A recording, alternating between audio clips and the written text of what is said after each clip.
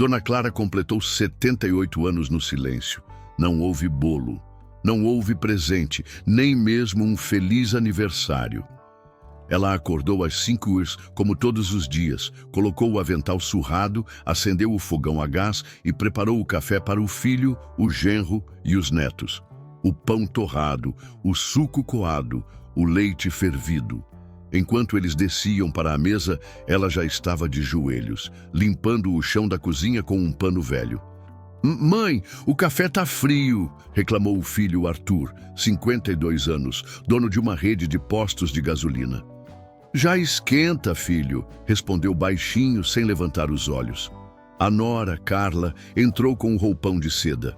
Clara, não esquece de lavar a roupa da academia. E o tapete da sala precisa de limpeza a seco. Sim, Carla. Um dos netos, de 10 anos, passou correndo. Vovó, você pode me ajudar com a lição de moral? Claro, João. Depois do almoço, eu te ajudo. Depois do almoço? Interrompeu Carla. Ela vai estar lavando o quintal. Pergunta para o seu pai. O menino olhou para o pai. Arthur nem levantou os olhos do jornal. Pergunta para babá. Clara não reclamou, não chorou, só continuou limpando, como se fosse invisível. E na verdade, era. Para eles, ela não era mãe, não era sogra, era empregada. A empregada que morava na casa porque não tinha para onde ir. Mas o que eles não sabiam era que Clara não era só mãe, era guardiã. Guardiã de um segredo enterrado há 50 anos. Um segredo que, se viesse à tona, destruiria tudo o que Arthur acreditava ser. Naquela noite, depois de lavar todos os pratos, passar todas as roupas e arrumar todos os quartos, Clara subiu para o cômodo no fundo do corredor. Um quarto pequeno, com uma cama de solteiro, um armário de madeira rachada e uma janela que dava para o jardim dos fundos. Ali ela fechou a porta. Pegou uma chave escondida dentro de um livro de orações, abriu uma gaveta falsa e tirou uma foto antiga. Era ela, jovem, com um homem de terno elegante. Ele segurava sua mão. Ela sorria como nunca mais sorriu na vida. No verso, uma frase escrita à mão. Clara, meu amor, se eu morrer antes de te dar o mundo, tudo o que construí será seu.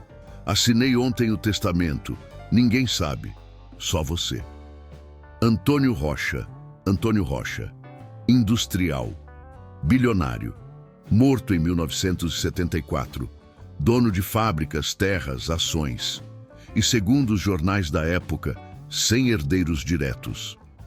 Oficialmente, seu patrimônio foi dividido entre instituições, mas a verdade estava naquela foto e no cofre enterrado sob tijolos, no porão da casa onde ela agora limpava o chão. Clara guardou a foto, fez o sinal da cruz e sussurrou, como fazia todas as noites. Eu prometi, Antônio, nunca vou contar, mesmo que me tratem como lixo, mesmo que me esqueçam. Eu cumpri minha palavra, mas ela não sabia que o destino estava prestes a cobrar a dívida do passado. Porque naquela mesma semana, um incêndio devastaria a casa. E nas cinzas, um segredo de 50 anos finalmente viria à luz. A semana seguiu como todas as outras. Dona Clara acordava cedo, preparava o café, limpava a casa, passava roupa, fazia o almoço, lavava os pratos, arrumava os quartos.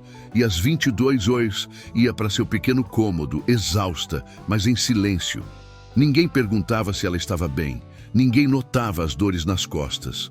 O joelho inchado, a tosse seca que piorava à noite. Ela não reclamava.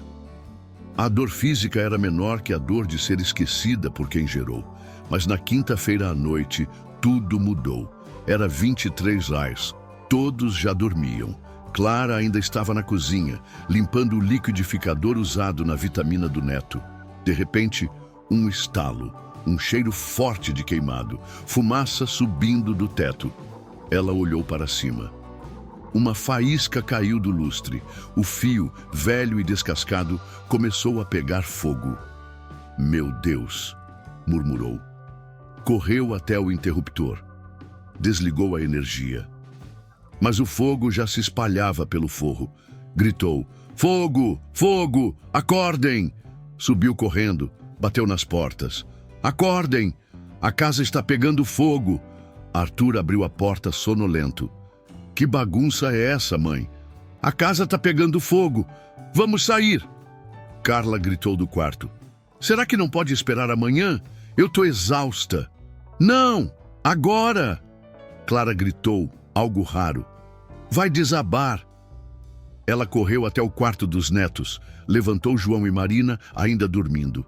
Carregou um, puxou o outro escada abaixo. O fogo crescia rápido. O teto da sala já desabava em chamas.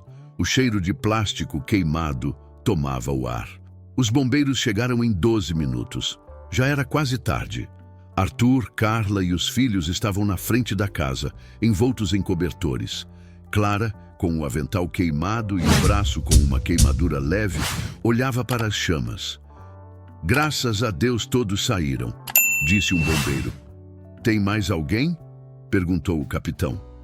"Não", respondeu Arthur. "Só nós." Clara não corrigiu, mas sabia. Sabia de um lugar escondido, um lugar que ninguém conhecia, no porão. Sob uma pilha de tijolos velhos, enterrado há décadas, estava o cofre. E dentro dele, papéis que provavam que ela não era só a empregada da casa. Era a herdeira de um império, mas ela não disse nada, não naquele momento. O fogo já era castigo suficiente pelo segredo que carregava. Na manhã seguinte, a casa estava destruída. Só restaram paredes parcialmente em pé, móveis queimados e cinzas por todo lado. "Vamos ter que reconstruir tudo", disse Arthur nervoso. "O seguro vai cobrir, mas vai levar meses." Carla olhou para Clara, que estava sentada num banco de madeira com um pano no braço queimado. "Mãe, você vai ter que morar com a tia Dulce agora, né? A gente não tem espaço no hotel." Clara apenas assentiu. "Tudo bem, filha." "Filha", reclamou Carla. "Não me chame assim. Você é a empregada." Arthur não corrigiu, só virou o rosto. Mas naquele momento, um dos bombeiros desceu com cuidado pelos escombros do porão. "Capitão, tem algo aqui!" Todos se aproximaram. Era um bloco de concreto rachado e embaixo uma placa de metal, um cofre, pequeno, mas resistente, com um cadeado antigo, corroído, mas intacto. "Isso estava enterrado", disse o bombeiro. "Parece que foi colocado aqui de propósito." Arthur franziu a testa. "Nunca vi isso na vida." Clara sentiu o coração parar, mas não se moveu, não falou, só olhou. E pela primeira vez em 50 anos, sentiu o passado bater na porta. O capitão do corpo de bombeiros pegou o cofre. "Vamos levar para análise. Pode ter documentos importantes." Clara fechou os olhos e sussurrou, tão baixo que só o vento ouviu: "Antônio, o segredo acabou." O cofre foi levado ao quartel dos bombeiros, pequeno, de metal escuro, com detalhes em bronze desgastados pelo tempo. O cadeado, enferrujado, cedeu com um único golpe de alicate. Dentro, 3 objetos. Um testamento datado de 28 de março de 1973, assinado por Antônio Rocha, com reconhecimento de firma e carimbo de cartório. Uma foto em preto e branco. Um homem elegante abraçando uma jovem mulher. Dona Clara, aos 28 anos, com um vestido simples e um sorriso tímido. Uma carta manuscrita com letra firme, mas urgente. "Clara, minha única e verdadeira esposa, se você está lendo esta carta, é porque eu morri antes de poder te dar o mundo. Como prometi, tudo o que construí é seu. O casamento secreto foi oficializado em cartório, mas mantido em sigilo por questões legais. Você é a herdeira universal. Não confie em ninguém. O testamento está em seu nome. Queime esta carta depois de ler. Com todo amor, Antônio." O bombeiro que abriu o cofre leu os documentos com cuidado. "Isso aqui é sério", murmurou. "O que foi?" perguntou o capitão. "Capitão, Acho que acabamos de encontrar a herdeira de Antônio Rocha. O nome fez eco. Antônio Rocha, um dos homens mais ricos do Brasil nos anos 70. Fundador de fábricas, dono de terras, acionista de bancos, morto em 1974. Oficialmente, sem herdeiros diretos. O patrimônio foi doado a instituições. O caso virou lenda. E agora, 50 anos depois, um cofre enterrado revelava a verdade. Ele tinha uma esposa e ela estava viva. O capitão pegou os documentos. Precisamos verificar. Mas e a dona Clara? A senhora que morava na casa? Ela é a mãe do dono, disse um bombeiro. Trabalhava como empregada lá. Trabalhava? Perguntou o outro. Mas e se ela for mesmo a herdeira? Impossível, disse um terceiro. Se fosse rica, não ia viver como faxineira. O capitão olhou para os papéis, depois para a foto. A jovem no retrato era, sem dúvida, a mesma mulher que estava no banco com o braço queimado. Vamos conversar com ela, disse. Amanhã, cedo. Naquela noite, Clara foi levada para a casa da tia Dulce, uma senhora de 80 anos que morava num bairro distante. O ambiente era simples, mas acolhedor. Um cheiro de sopa no ar, um rádio tocando músicas antigas. Dulce não sabia de nada. Clara, minha irmã, você tá bem? Estou, Dulce, só cansada. E o Arthur vai te ajudar com a reconstrução? Clara balançou a cabeça. Ele disse que eu sou a empregada, que não tenho direito à casa. Dulce ficou em choque. Como assim? Você é a mãe dele. Mas ele não me vê assim. E eu nunca quis que ele soubesse. Soubesse o quê? Clara olhou para a porta, depois para a janela, e baixinho disse que eu fui casada com Antônio Rocha, que ele me deixou tudo, e que se eu quisesse eu seria mais rica que o próprio Arthur. Dulce arregalou os olhos. Meu Deus! E você nunca contou? Prometi a ele, em troca da proteção da minha família. Ele pagou a casa onde eu morava, ajudou Arthur a começar na vida, mas só se eu mantivesse o segredo. Eu aceitei, pelo meu filho. E agora? O cofre foi encontrado. Eu sei, sussurrou Clara. E agora, o passado vai cobrar o preço. Na manhã seguinte, o capitão dos bombeiros apareceu na casa da tia Dulce. Dona Clara, posso conversar com a senhora? Ela assentiu. Os dois foram para o quintal. Encontramos um cofre nos escombros. Dentro tinha um testamento em seu nome e uma carta de Antônio Rocha. Clara respirou fundo. Não negou, não confirmou. Só olhou para o chão. É verdade? Perguntou o capitão. A senhora foi casada com ele? Ela levantou o rosto. E pela primeira vez em décadas, falou com voz firme. Sim, fui sim, e ele me deixou tudo, mas eu escondi, porque era o preço da paz. O capitão ficou em silêncio, por 10 segundos, 20. Depois disse, a senhora precisa ir à delegacia e mostrar esses documentos, porque se forem autênticos, o mundo vai mudar. Clara fechou os olhos. Sabia disso. Mas também sabia de uma coisa. Não era o dinheiro que ela queria. Era o respeito, o reconhecimento, o fim do silêncio. E talvez, só talvez, a chance de olhar nos olhos do filho e dizer, eu nunca fui inútil, eu só escolhi sofrer em silêncio, por amor. A dúvida sobre os documentos serão autênticos? A primeira reação de Arthur ao saber do cofre, o início da investigação oficial. O capitão dos bombeiros insistiu. Dona Clara, a senhora precisa ir à delegacia. Os documentos precisam ser autenticados. Se forem verdadeiros, isso muda tudo. Ela hesitou. Olhou para a tia Dulce. Para as paredes da casa simples onde cresceu. Para as mãos envelhecidas, marcadas pelo tempo e pelo trabalho. Eu não quero causar dor ao meu filho, disse baixinho. Mas a senhora já está sentindo dor, respondeu o capitão. E ele nem percebe. Clara fechou os olhos e, pela primeira vez em 50 anos, tomou uma decisão não por proteção, mas por verdade. Vou com o senhor. Na delegacia, os documentos foram entregues ao delegado-chefe, um homem de meia idade, com olhos cansados e voz calma. Ele examinou o testamento, a foto, a carta, depois olhou para Clara.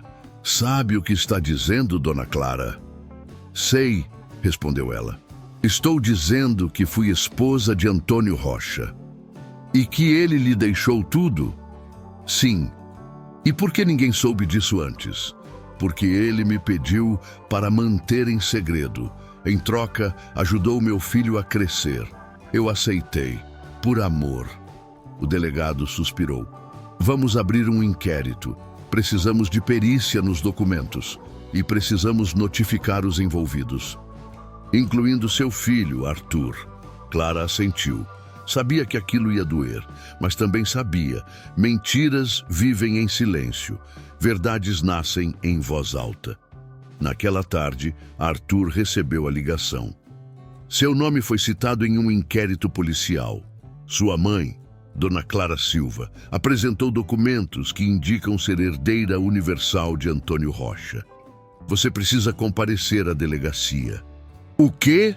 Gritou Arthur, derrubando o copo de café na mesa. Isso é absurdo. Minha mãe é faxineira. Ela não sabe nem ler direito. Mas a polícia foi clara.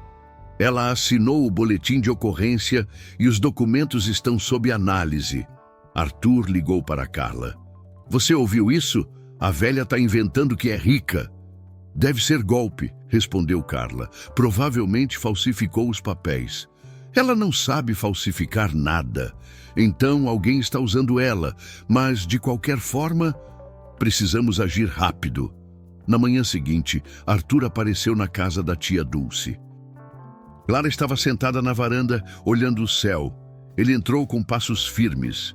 Mãe, filho, é verdade isso? Sim, Arthur, é verdade. Você está dizendo que é herdeira de Antônio Rocha? Estou. E que tudo o que eu tenho foi pago por ele? Parte sim, a casa onde você morava, seus estudos, o primeiro posto, tudo foi financiado por ele. Em troca do silêncio, Arthur riu, um riso seco, sem alegria, só dor disfarçada de raiva. Então tudo o que eu sou foi dado por um homem que nem conheci? Não, tudo o que você é, você construiu. Mas o começo, eu pedi a ele. E por que agora? Por que depois de 50 anos você decide aparecer com isso? Por dinheiro? Por vingança? Clara olhou nos olhos dele. Por respeito, Arthur. Só por isso. Eu não quero o seu dinheiro. Não quero sua casa. Quero que você olhe para mim e diga: minha mãe não é uma empregada. É uma mulher que sofreu em silêncio para me dar uma vida melhor. Arthur ficou em silêncio por quase um minuto. Depois virou as costas. Vou provar que esses documentos são falsos. E se você estiver mentindo, você vai pagar. Saiu batendo a porta. Clara não chorou. Só continuou olhando o céu e sussurrou: eu não tenho medo, Antônio. Desta vez, a verdade vai falar por mim. Naquela noite, o delegado recebeu o laudo preliminar da perícia. A assinatura em todos os documentos é autêntica. Corresponde a 100% com os registros de Antônio Rocha. O papel tem mais de 50 anos, a tinta compatível com a época e a foto foi analisada digitalmente. Não há indícios de montagem. O delegado levantou da mesa. Meu Deus, ela está dizendo a verdade. E, no mesmo instante, o telefone tocou. Era o advogado de Arthur. Quero solicitar uma perícia contrária e peço sigilo total no caso. Nada disso pode vazar. O delegado olhou para o laudo, depois para a foto de Clara na delegacia, com o avental queimado, os olhos cansados. A postura de quem já perdeu tudo. Sigilo, murmurou. Quando a verdade está prestes a nascer, não se pode esconder o parto. O laudo da perícia vazou Não pela polícia, não por descuido, mas por um oficial que, ao ver Dona Clara na delegacia, sentada com o braço ainda enfaixado, o olhar firme, lembrou da própria mãe e não suportou a ideia de que a verdade fosse enterrada. No dia seguinte, um jornal local publicou: faxineira de casa destruída é herdeira de bilionário dos anos 70, com foto de Clara jovem ao lado de Antônio Rocha e trechos do testamento. Em menos de 2 horas, o artigo viralizou, compartilhado milhares de vezes. Comentários emocionados. Essa mulher é um exemplo. Ela trabalhou a vida toda para quem nem a respeitava. Que a justiça seja feita. Mas na casa alugada, onde Arthur se refugiou com a família, o clima era de guerra. "Você viu isso?" gritou Carla, mostrando o celular. "Sim", respondeu Arthur, com os punhos cerrados. "Sua mãe está se exibindo, virou celebridade." "Ela não pediu por isso, mas está aproveitando. E agora todos vão pensar que você é um parasita, que tudo o que tem foi dado por um morto." Arthur não respondeu. Mas por dentro, algo se quebrava. Não era só raiva, era vergonha. Vergonha de ter tratado a própria mãe como empregada, de ter deixado os filhos chamá-la de vovó faxineira, de ter rido das dores dela como se fossem frescura. Mas o orgulho falou mais alto. "Vamos contra-atacar", disse. "Como?" "Dizendo a verdade." "Que verdade?" "Que ela é louca, que tem Alzheimer, que inventou tudo." Carla arregalou os olhos. "Você vai dizer que a própria mãe é doida?" "Vou dizer que ela perdeu a memória, que confunde o passado, que os documentos foram plantados." Naquela tarde, o advogado de Arthur concedeu uma entrevista coletiva. Minha cliente, Dona Clara Silva, sofre de transtorno de memória recente, passou por traumas emocionais graves. Os documentos apresentados são, com certeza, falsificações. Ela foi manipulada por terceiros. Estamos pedindo proteção à justiça." A notícia explodiu. Redes sociais se dividiram. "Pobre mulher, agora estão dizendo que ela é louca." "Será que é verdade? Ela tem idade avançada." "O filho está destruindo a própria mãe para não perder o dinheiro." Clara viu a entrevista na TV da casa da tia Dulce. Não reagiu com raiva, só desligou o aparelho e foi até o quarto, abriu a gaveta falsa, tirou uma caixa de sapato, dentro, fotos antigas, cartas. E um documento que ela nunca mostrou, o registro de casamento secreto, assinado por um juiz de paz, testemunhas e com carimbo de cartório. Data: 12 de janeiro de 1968. Ela segurou o papel com as mãos trêmulas. "Eu não sou louca, Arthur. Eu sou sua mãe. E você está me matando de novo." No dia seguinte, o delegado recebeu o documento. "Isso aqui é autêntico." "Então a senhora é mesmo a esposa dele?" "Sim." "Por que não mostrou antes?" "Porque prometi." "Mas agora prometi também a mim mesma. Não vou deixar que me enterrem vivo." O delegado respirou fundo. "Vamos convocar uma audiência. Você, seu filho, o advogado. E a perícia vai comparecer. É hora de decidir. Verdade ou mentira." Mas enquanto isso, Arthur tomou uma decisão extrema. Contratou um falsificador. "Quero um laudo médico falso, dizendo que minha mãe tem Alzheimer avançado." "Isso é crime." "Eu sei, mas prefiro ir preso a ver minha vida virar mentira." O falsificador entregou o documento. Com carimbo, assinatura, tudo perfeito. Arthur o guardou na pasta e sorriu. "Agora, mãe, a louca vai ser você." Mas ele não sabia de uma coisa. A verdade tem um cheiro. E às vezes ela chega antes da prova. Porque naquela noite o neto João, de 10 anos, foi até o quarto da avó. "Vovó, é verdade que o senhor Antônio deixou tudo para a senhora?" Clara olhou para ele. "É, meu amor. E por que o papai está dizendo que a senhora é louca?" Ela não respondeu. Só abraçou o menino. porque ele tem medo. Medo de perder o que acha que é dele. Mas o mais importante, nunca se perde. João ficou em silêncio. Depois disse: "Eu acredito em você, vovó, e vou contar para todo mundo." Clara sorriu, pela primeira vez em semanas. "Obrigada, meu menino. Você é o meu herói." E naquele momento a batalha não era mais só entre mãe e filho. Era entre verdade e mentira. Entre amor e orgulho. Entre quem você é e quem você escolhe ser. A audiência foi marcada para sexta-feira, às 10 horas, no Fórum Regional. O salão era simples, cadeiras de madeira, parede branca, uma mesa para o juiz, outra para as partes. Mas o peso do que ali seria decidido era gigantesco. Não só sobre fortuna, mas sobre identidade, sobre dignidade, sobre quem é quem. Dona Clara chegou cedo, vestida com um vestido simples, azul, que a tia Dulce guardava há anos para ocasiões especiais.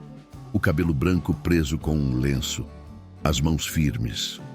Os olhos, pela primeira vez, sem medo. Sentou-se ao lado do delegado e do perito criminal. O advogado de ofício designado pelo tribunal a cumprimentou. "Boa tarde, Dona Clara. Estou aqui para garantir que a senhora seja ouvida." Ela assentiu. "Só quero que digam meu nome direito, não a faxineira, não a velha.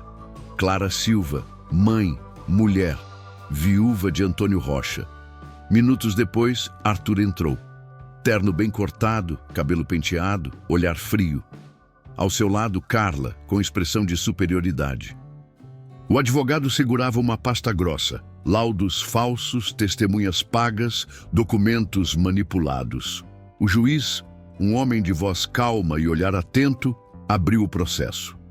Este caso envolve alegações graves. Dona Clara Silva afirma ser esposa legal e herdeira universal de Antônio Rocha, bilionário falecido em 1974. Seu filho, Arthur Silva, nega e alega transtorno mental, falsificação de documentos e manipulação. Vamos ouvir as provas. O perito foi o primeiro. Analisamos o testamento, a carta e o registro de casamento. Todas as assinaturas foram comparadas com amostras oficiais do acervo público. Resultado: autenticidade com 99,8% de certeza. O papel tem mais de 50 anos. A tinta, compatível com a década de 1970. Não há indícios de montagem digital ou adulteração física. O juiz virou-se para Arthur. "Tem alguma contestação?" O advogado se levantou. "Sim, Vossa Excelência. Apresentamos laudo médico recente emitido pelo doutor Eduardo Mendes, neurologista, aponta diagnóstico de Alzheimer avançado com delírios de grandeza. A paciente confunde memórias, acredita em fatos irreais. Ela foi manipulada por terceiros que visam o patrimônio." O juiz pegou o laudo, franziu a testa. "Este documento não tem carimbo do Conselho Regional de Medicina, nem código de autenticação. É uma cópia digital sem assinatura reconhecida. Considero inadmissível." Arthur se levantou. "Mas é um laudo real." "Não é", respondeu o juiz. E aliás, o doutor Eduardo Mendes confirmou por telefone que nunca examinou Dona Clara. Este documento é falso e quem o produziu responderá por crime de falsidade ideológica. Silêncio no salão. Arthur empalideceu. Carla olhou para o chão. O juiz virou-se para Clara. "Dona Clara, gostaria de dizer algo?" Ela respirou fundo, levantou-se devagar e com voz clara falou: "Eu não vim aqui por dinheiro. Vim para que meu filho olhe nos meus olhos e diga: minha mãe não é uma empregada.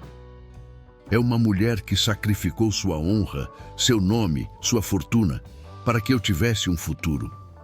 Fez uma pausa. Olhou para Arthur. "Eu te vi nascer, te alimentei, te ensinei a andar. E quando um homem rico me ofereceu ajuda, eu pedi uma coisa só: proteger você. E ele protegeu.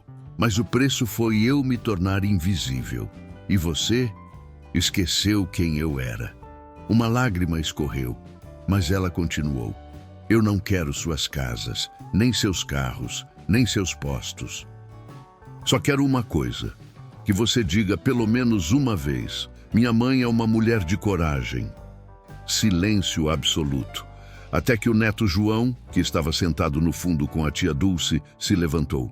Eu digo, minha vovó é a mulher mais corajosa do mundo e eu tenho orgulho dela. Outras pessoas na sala começaram a aplaudir, devagar. Depois, com força, o juiz bateu o martelo. Ordem! Mas não parou. O aplauso cresceu. Clara, pela primeira vez em 50 anos, chorou de verdade. Não de dor, de alívio. O juiz se levantou. Com base nas provas apresentadas, reconheço Dona Clara Silva como esposa legal e herdeira universal de Antônio Rocha. Os documentos são autênticos. O processo de inventário será aberto. E, quanto ao laudo falso, iniciarei investigação por crime de falsidade ideológica contra o responsável. Olhou para Arthur. O senhor tem o direito de recorrer. Mas, antes disso, talvez deva conversar com sua mãe. Arthur não se moveu. Ficou ali, parado, enquanto todos saíam. Até que só restaram ele e Clara. Ela foi até ele. Filho, não me chame assim, sussurrou. Você destruiu tudo. Não, Arthur. Você que está destruindo. Eu só estou me lembrando de quem sou. E saiu, sem olhar para trás.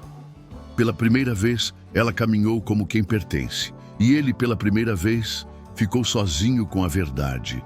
A notícia explodiu. Vítima de injustiça por 50 anos, é reconhecida como herdeira de bilionário. Fotos de Clara na audiência com o olhar firme. Vídeos do neto João dizendo: minha vovó é herói. Entrevistas de vizinhos, ela sempre foi boa, mas ninguém respeitava. E o silêncio de Arthur, que se recusou a falar com a imprensa. Mas, para Clara, a vitória não chegou com festa, chegou com dor. Naquela noite, na casa da tia Dulce, ela sentou na varanda olhando as estrelas. Não havia sorriso, só um peso novo. O peso de quem venceu, mas perdeu o filho. Ele vai me odiar para sempre, Dulce? Perguntou com voz fraca. Não sei, irmã, respondeu a tia. Mas você fez o certo. Fiz? Sim. Você não traiu ninguém. Você só parou de mentir. E mentir por amor não é amor, é escravidão. Clara fechou os olhos. Sabia que era verdade. Ela havia se escravizado por 50 anos. Não por medo do mundo, mas por medo de perder o único filho que tinha. Mas agora ele a via como inimiga, como usurpadora, como mentirosa, mesmo quando dizia a verdade. Na manhã seguinte, o advogado do patrimônio de Antônio Rocha a procurou. Dona Clara, com o reconhecimento judicial, o inventário será aberto. O senhor Rocha deixou um patrimônio estimado em 250 milhões. Imóveis, ações, terras, empresas, tudo em seu nome. Precisamos definir os próximos passos. Clara ouviu em silêncio. Depois perguntou: e o que acontece com meu filho? Legalmente ele não tem direito, mas a senhora pode doar, legar ou criar uma fundação com parte dos bens. É sua escolha. Ela assentiu. Quero ver os documentos. Claro. Mas a senhora vai morar onde? Precisa de uma casa segura, protegida? Não quero nada ainda, disse Clara. Só quero um tempo para respirar, para entender quem sou, sem precisar me esconder. O advogado respeitou, mas deixou um cartão. Quando a senhora estiver pronta, estou à disposição. No mesmo dia, Arthur fechou-se no escritório da empresa. Não atendeu ninguém, nem Carla, nem os filhos. Só olhava para o retrato da mãe, na moldura de prata, que ele mesmo colocou ali anos atrás, quando ela ainda era invisível. Pegou o celular, digitou: quanto custa um laudo falso de Alzheimer? Pesquisou, apagou, chorou, porque no fundo sabia. Não era o dinheiro que o assustava, era a culpa. A culpa de ter tratado a própria mãe como empregada, de ter rido das dores dela, de ter dito que ela era inútil. E agora, descobrir que ela era a razão de tudo o que ele tinha era insuportável. Carla entrou. Você viu? Está tudo na internet. As pessoas estão dizendo que você é um ingrato, um monstro. E eu sou, respondeu sem olhar. O que vamos fazer? Não sei, mas não posso perder tudo, não por ela. Arthur, disse Carla, baixinho. E se a gente tentar se reconciliar? O quê? Ela não quer seu dinheiro, só quer respeito. Se a gente se aproximar, talvez ela ceda algo, uma doação, uma fundação em nome da família. Arthur olhou para ela. Você está sugerindo que a gente finja que se importa? Estou sugerindo que a gente sobreviva. Ele ficou em silêncio, depois disse, não, se eu fizer isso, vou perder a última coisa que me resta, minha dignidade. Mas naquela noite, algo inesperado aconteceu. João, o neto, apareceu na porta do escritório. Pai, posso entrar? Arthur assentiu. O menino sentou. Pai, por que você está com raiva da vovó? Porque ela mentiu para mim a vida toda. Mas ela mentiu para te proteger. E por que agora? Porque ela cansou de ser invisível. E eu não quero que ela suma de novo. Arthur olhou para o filho. Você acredita nela? Sim. Ela me contou histórias do Sr. Antônio. Coisas que só alguém que amou ele saberia. Ela não inventaria isso. Fez-se silêncio.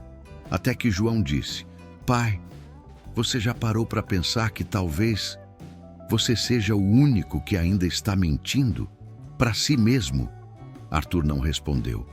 Só abraçou o filho e chorou, como há anos não chorava. Na manhã seguinte, Clara recebeu uma carta, sem remetente. Dentro, uma única frase. Desculpe, mãe. Ainda não consigo te olhar nos olhos, mas não vou mais lutar contra a verdade. Arthur. Ela leu, relê, e pela primeira vez desde o incêndio, sorriu. Não era o fim, mas era o começo, porque algumas vitórias não vêm com palmas, vêm com uma carta curta, com um abraço em silêncio, com um filho que, mesmo longe, ainda chama você de mãe. A carta de Arthur ficou sobre a mesa de madeira, ao lado da xícara de café. Clara a lia toda manhã, não para sofrer, para lembrar que, mesmo em meio à dor, há uma fresta de esperança. Na cidade, a notícia continuava a circular, mas agora com um novo tom, não só de comoção, mas de reverência. Vizinhos que antes a ignoravam, paravam para cumprimentá-la. Dona Clara, querida, se precisar de alguma coisa, obrigada, Maria, estou bem. Sabe, eu sempre soube que a senhora era diferente. Tinha um jeito de quem carregava um segredo. Clara sorria, mas não respondia. Agora não precisava mais provar nada, só existir. O advogado voltou. Dona Clara, o inventário foi aberto oficialmente. O patrimônio será liquidado em partes, imóveis, ações, terras. A senhora será uma das mulheres mais ricas do país. Precisa definir onde morará e como deseja gerir os bens. Ela olhou pela janela da casa da tia Dulce, para o jardim simples, para a mangueira onde brincava quando criança, para o banco de madeira onde sentava todas as noites. Eu não quero uma mansão, disse. Quero algo pequeno, com um quintal, uma varanda e um lugar para as pessoas sentarem e conversarem. A senhora quer comprar uma casa? Não, quero construir e quero que seja perto daqui, mas não para mim, para os outros. O advogado franziu a testa. Desculpe, não entendi. Eu vivi 50 anos escondendo quem eu era, trabalhando como empregada na casa do meu próprio filho, dormindo num quarto pequeno, com medo de pedir mais. Mas conheço outras mulheres como eu, velhas, esquecidas, mães que deram tudo e receberam silêncio. Quero criar um lugar para elas, um refúgio, onde possam envelhecer com dignidade, com respeito, com amor. O advogado ficou em silêncio. Depois disse: "A senhora quer construir um lar de idosos?" "Não, quero construir um lar de mães, porque muitas delas nunca foram vistas como mães. Foram vistas como faxineiras, como cozinheiras, como sombras. Quero que, pelo menos no fim, elas sejam chamadas pelo nome, escutadas, abrigadas." O advogado limpou os olhos. "Vou cuidar de tudo. Terreno, arquiteto, documentos. Em 3 meses podemos começar." "Ótimo", disse Clara. "Mas tem uma condição." "Qual?" "O nome. Vai ser Refúgio Clara. Mas não por mim. Por todas as mulheres que foram apagadas, que amaram em silêncio e que um dia merecem ser lembradas." Naquela tarde, João apareceu com um desenho. "Vovó, eu fiz um projeto." Clara olhou. Era uma casa simples, com janelas grandes, um jardim cheio de flores e um balanço. No topo escrito: "Refúgio Clara, onde as vovós são heroínas." "Eu quero ajudar a construir", disse o menino. "Você já está ajudando", respondeu Clara, abraçando-o. "Com esse coração." Na semana seguinte, a prefeitura anunciou: doação de terreno para a construção do Refúgio Clara, lar para idosas em situação de vulnerabilidade. Iniciativa da herdeira de Antônio Rocha. A cidade inteira parou para assistir. Jornalistas vieram de outros estados, mas Clara não deu entrevista. Só foi ao local, colocou a primeira pedra e sussurrou: "Este lugar não é meu, é de todas as mães que foram esquecidas. E hoje nós dizemos sim. Sim à memória. Sim ao respeito. Sim à vida." 3 meses se passaram. O terreno do Refúgio Clara já tinha paredes, telhado, janelas. E um jardim plantado por mãos voluntárias. Vizinhas, ex-funcionárias domésticas, idosas que ouviram a história e disseram: "Essa é a nossa casa também." Clara ia todos os dias, não para dar ordens, para agradecer, para ouvir, para lembrar cada mulher pelo nome. "Dona Francisca, como está a dor no joelho?" "Melhor, Dona Clara." O colchão novo ajudou. "E você, Marta? O neto visitou?" "Hoje cedo.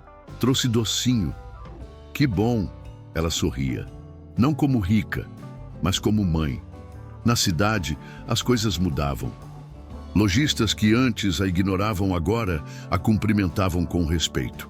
Crianças faziam trabalhos escolares sobre ela.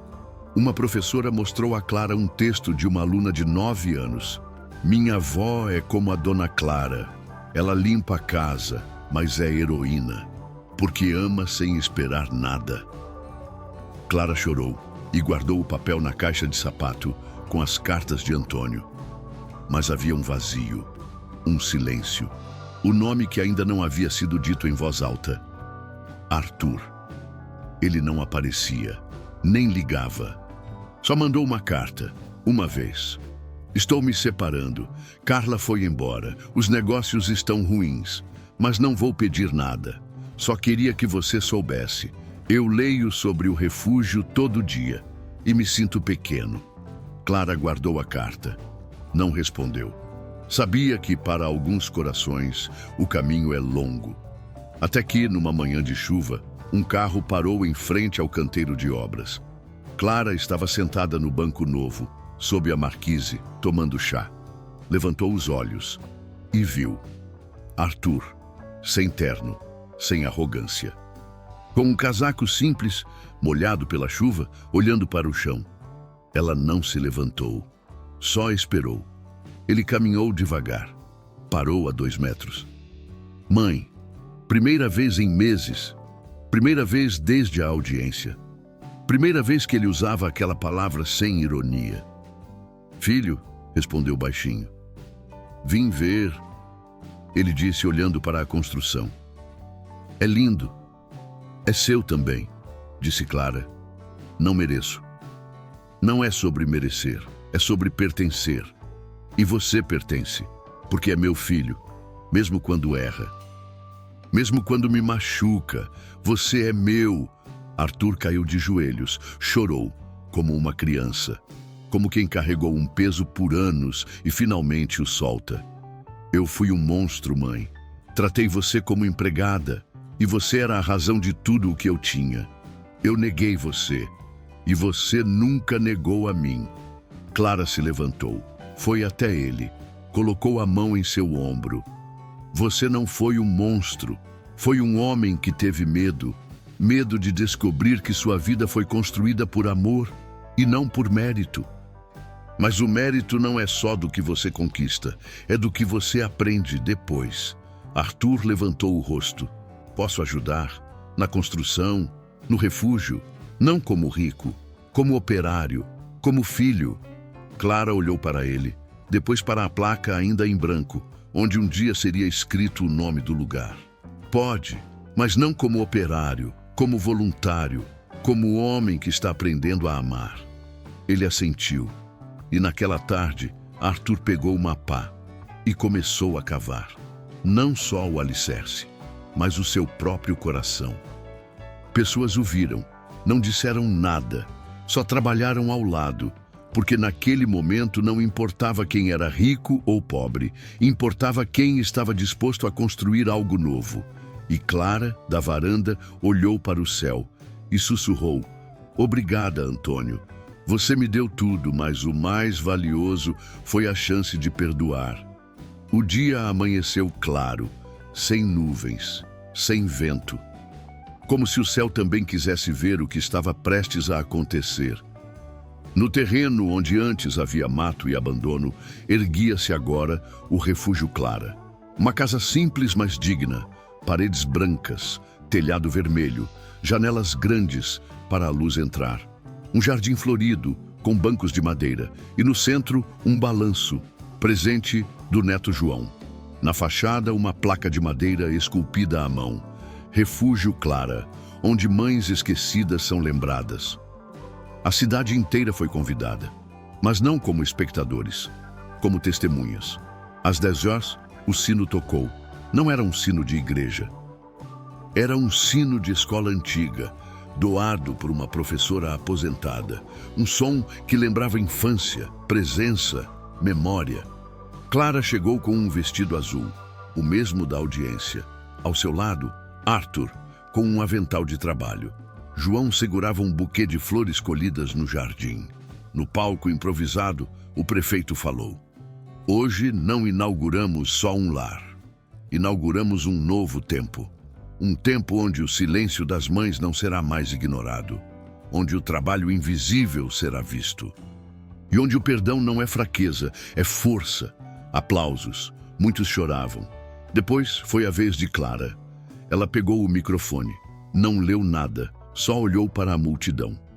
Muitos anos atrás, eu escolhi desaparecer, para que meu filho tivesse uma vida melhor. Eu limpei, cozinhei, cuidei, amei, sem pedir nada em troca, porque achei que era isso que uma mãe deveria fazer. Fez uma pausa. Mas hoje eu entendo. Amar não é se apagar, é se mostrar. É dizer: estou aqui, sou importante, mereço respeito. Apontou para as mulheres que entrariam no refúgio. Elas também foram mães, avós, esposas, trabalhadoras. Foram esquecidas, machucadas, só porque o mundo não viu seu valor. Mas aqui serão vistas, ouvidas, abrigadas. Virou-se para Arthur. E você, meu filho, obrigada por voltar. Não precisei que você pedisse perdão. Precisei que você voltasse. E você voltou. Arthur abaixou a cabeça, mas sorriu. Um sorriso fraco, mas verdadeiro. Clara continuou: Este lugar não é meu. É de todas as mulheres que amaram em silêncio, que trabalharam sem aplauso, que sofreram sem reclamar.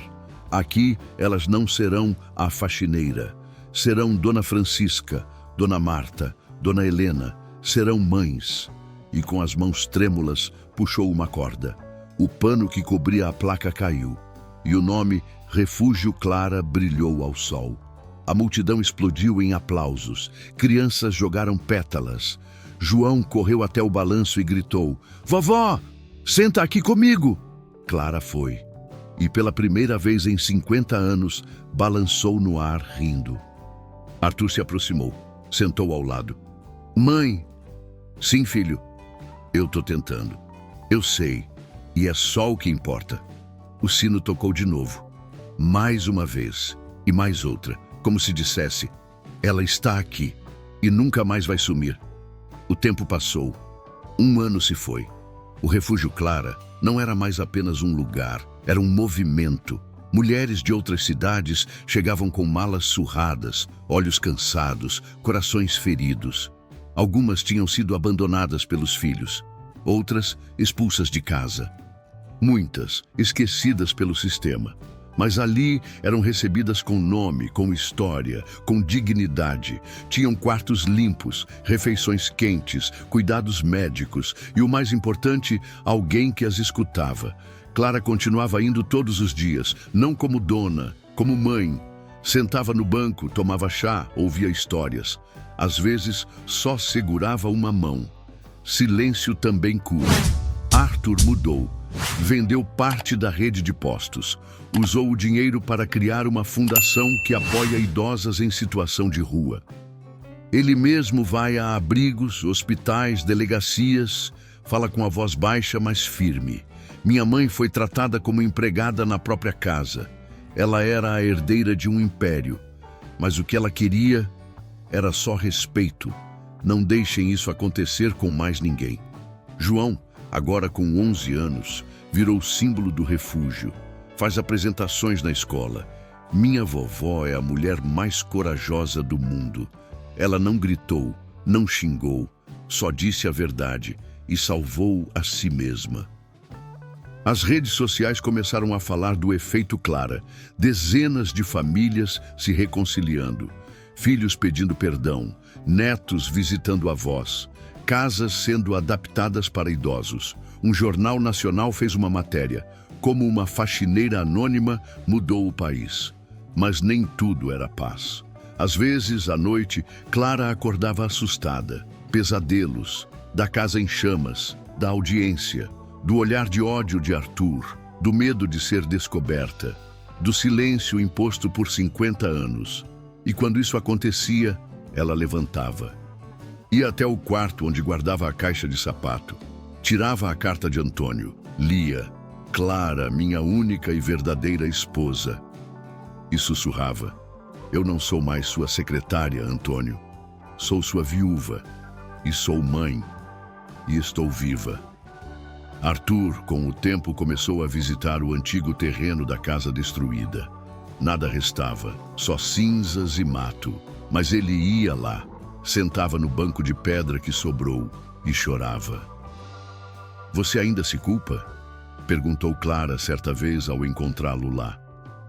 Sim, respondeu. Por cada xícara que você lavou para mim, por cada mãe, faz isso que eu disse como ordem, por cada vez que ignorei sua dor, eu não só te tratei como empregada, eu te apaguei e você me deu tudo. Clara sentou ao lado. Você não me apagou, Arthur. O mundo me ensinou a me apagar. Você só repetiu o que aprendeu. Agora estamos aprendendo de novo. Ele olhou para ela. Você me perdoa? Já perdoei. Há muito tempo. O que eu quero agora é que você se perdoe.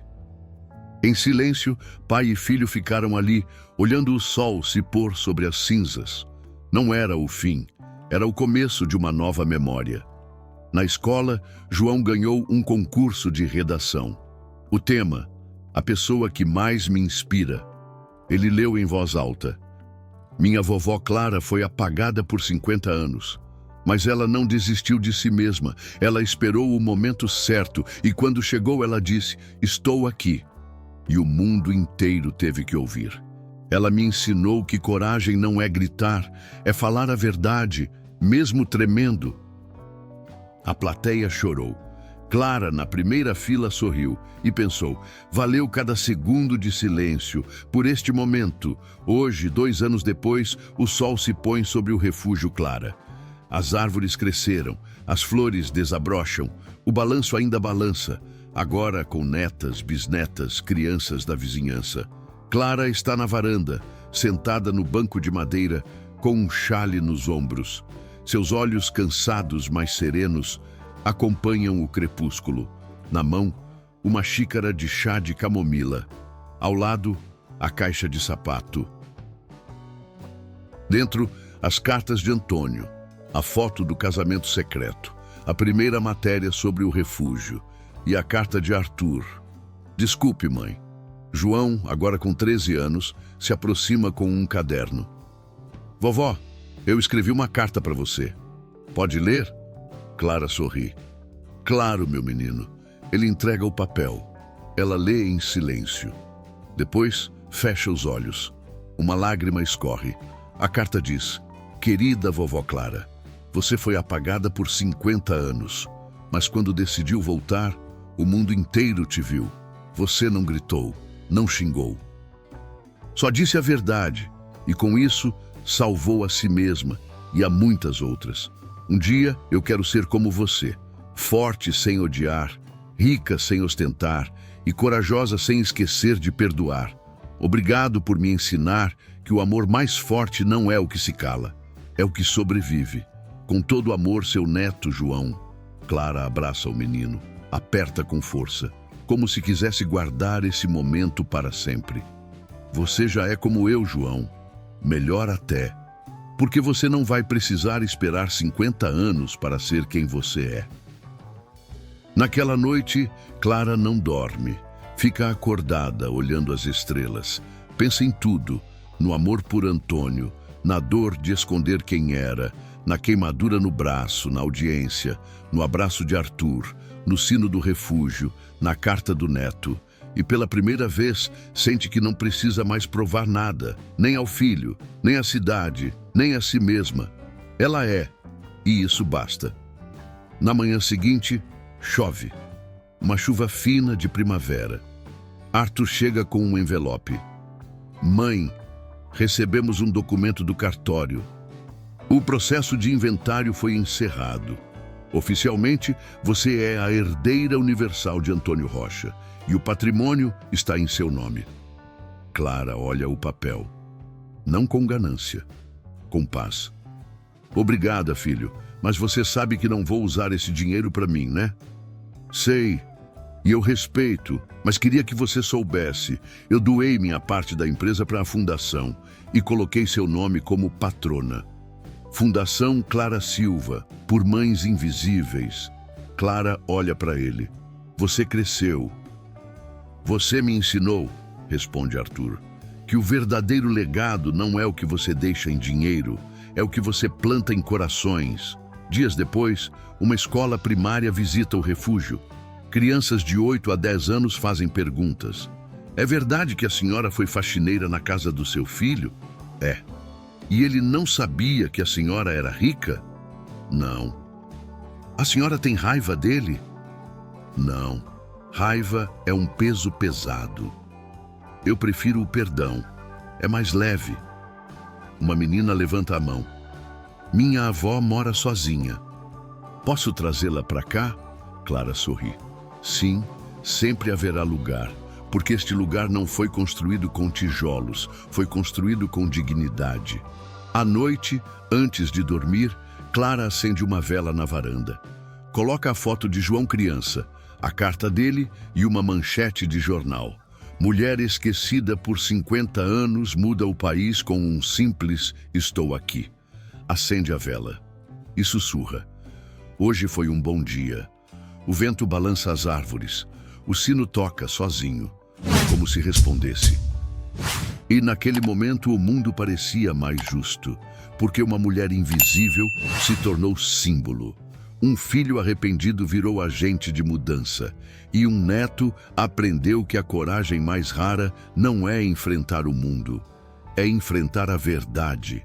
Se essa história tocou seu coração, deixe o like, se inscreva no canal A Dia Sem Vida e ative o sininho.